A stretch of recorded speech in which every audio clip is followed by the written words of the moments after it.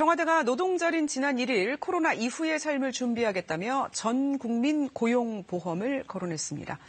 사실 고용보험 가입률이 낮다, 특수고용직 노동자 등 가입을 못하는 사람들이 너무 많다, 이런 얘기들은 있었지만 이 전 국민 고용보험이라고 하니 몇 단계를 뛰어넘는 파격적인 안처럼 들렸는데요.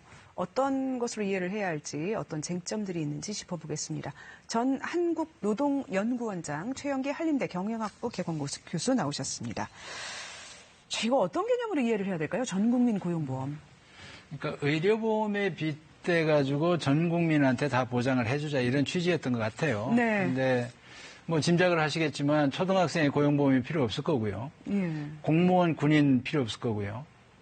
그러니까 이렇게 따져놓고 보면 적극적으로 경제활동을 하는 사람들 중에 고용 안전망이 필요한 사람이 있을 수 있는 거죠. 네. 그러니까 이거는 다 공감을 하는 거예요. 예. 이번에 코로나에 의해서 이제 그러니까 갑작스럽게 영업 중단을 당하고 소득 상실이 있을 때 고용보험이 있는 일반 근로자들은 실업급여를 받든가 고용유지 지원금을 받든가 이게 안정장치가 있었는데 예. 영세 자영업자라든가 비정규직이라든가 특고 노동자들이라든가 이 사람들은 오히려 더 그런 긴급한 소득 지원이 필요한 사람들인데 이 사람들을 위한 제도적인 어떤 보호장치도 없었기 때문에 당황한 거죠. 예. 정부도 당황하고 당사자들도 당황하고 그랬던 겁니다.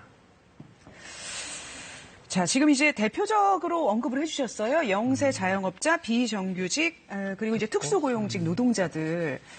그런데 이제 사실 이제 그분들이 가입을 지금 안 하고 못 하고 계신 상태고, 그래서 가입률이 사실 높지는 않아요. 그렇습니다. 전 세계적인 기준에서 보면 전체 이제 취업자 기준으로 봤을 때 가입자가 1,376만 명으로 51.7%, 미가입자가 48.3%. 그 가운데 이제 특수고용직 약 220만이 포함이 돼 있는데, 저 미가입자들이 주로 뭐 그러면 그 특수고용직 비율이 그렇게 많지는 않아 보여요. 그러면 저분들은 미가입자는 어떤 분들인가요, 주로? 우리가 쉽게 볼 수 있는 거는 이제 대리운전, 택배, 보험 가입원, 캐디, 골프장 캐디. 네. 뭐 다양한 부분이 있고 흔히 요즘에 이제 많이 느는 부분들은 소위 얘기하는 플랫폼 노동자들. 네. 그러니까 디지털 경제로 전환이 되면서 이런 종류의 고용 형태가 늘어나거든요. 그러니까 이게 점점 줄어드는 인구면 모르는데 예. 앞으로 더 늘어날 포션인데 이 부분들에 대해서는 어떤 고용 안전망이 없다고 보면 우리가 디지털 경제를 통해서 이 위기를 극복하자 이렇게 정부가 그 앞장서 주장을 하고 있지만 이 사람들에 대한 고용 안전망도 없는데 그쪽 인력을 더 늘리겠다, 그쪽 고용을 더 창출하겠다 했을 때 정부로 봐서는 뭔가 이게 그 좀 실업 안전망 대책이 필요한 거군요. 그런 거죠. 어떤 식으로든. 그런 거죠. 더군다나 이 논의는 한 10년 동안 논의가 되어 왔었어요. 네. 그 제기되는 쟁점들을 저희가 크게 한번 나눠서 써봤습니다. 우선은 역시 가장 큰 문제는 보험이니까 재원이 되겠죠. 네. 두 번째는 이제 형평성 논란, 그리고 단계화를 해서 추진할 수 있을 것인가, 이런 부분인데, 이제 고용보험 재정수지라고 그러죠. 들어오는 돈과 나가는 돈의 그 재정수지가 좀 악화되고 있다면서요?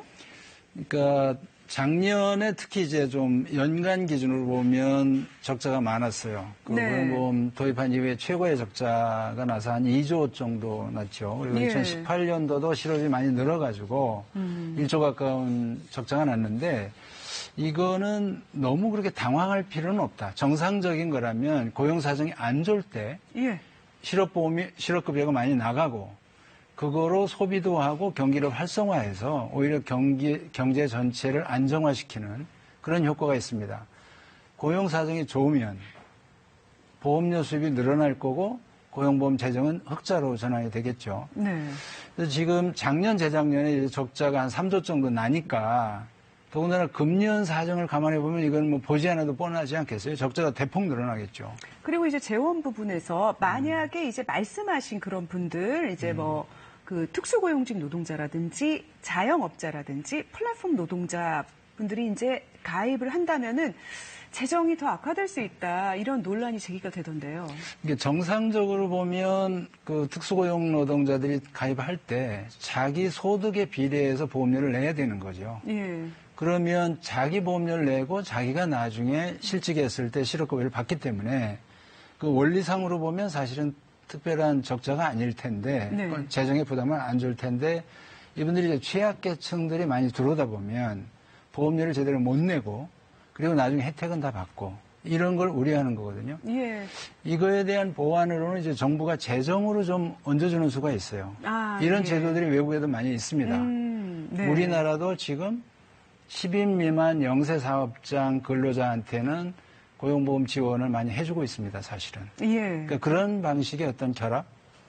그러니까 그냥 이제 뭐 기존과 같이 정규직 노동자 중심으로만 할 것을 생각할 게 아니고 다른 보완 방안을 마련을 해야 된다라는 말씀이세요. 그렇습니다. 왜냐하면은 또 이제 자영업자 같은 경우에는 소득 파악이 확인이 안 되니까 원래 소득에 비례해서 보험료를 내도록 돼 있는 건데 거기서 이제 형평성 논란 같은 게 또 제기되는 부분이 있죠.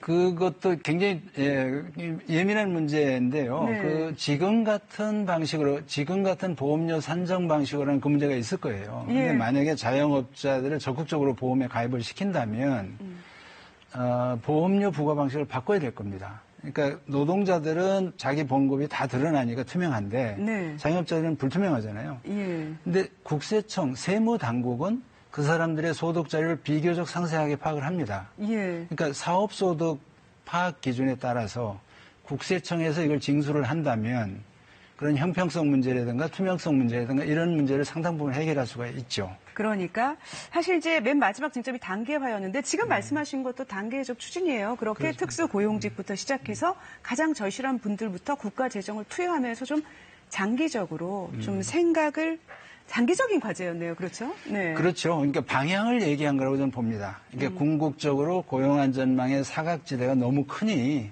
이거를 적어도 뭐 이게 5년이 걸릴지 얼마가 걸릴지 모르지만 그 목표를 향해서 가자 이런 방향을 얘기한 겁니다. 이제 앞서 이제 지금 화면에 잠깐 나왔던 저 두 제도들은 이미 단계적으로 추진하는 거에 들어가 있는 것이고 저에게 이제 그 방향을 좀 잘 이해를 하는 게 중요하겠네요. 네, 그렇습니다. 잘 들었습니다. 고맙습니다. 네, 고맙습니다.